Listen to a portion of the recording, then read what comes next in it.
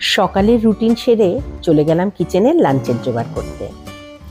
আজ বিকেলে এক বন্ধুর বাড়ি হনুমান জয়ন্তীর পুজোয় যাব, তাই ভেবেছি নিরামিষ খাবো। আজ লাঞ্চে বানাবো পালং শাকের চচ্চড়ি আর তার সাথে কুমড়ো ফুল ভাজা। পালং শাকটা কেটে নিয়েছি আর সঙ্গে নিয়েছি একটু সুইট পটাটো, একটু মূলো আর একটু আলু। তরকারিগুলো কেটে রেখে চলে গেলাম চানে। চান পুজো সেরে চলে এলাম রান্নাটা করতে।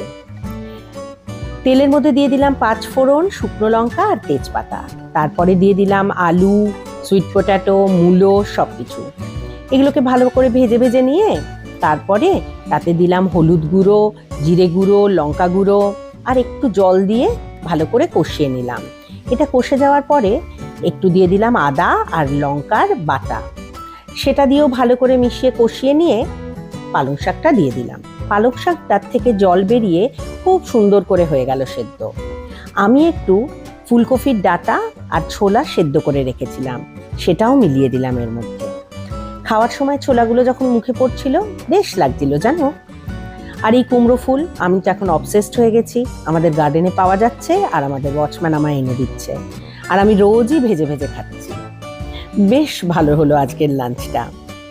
তোমরা সবাই সুস্থ থেকো, ভালো থেকো, আর চলি, টাটা।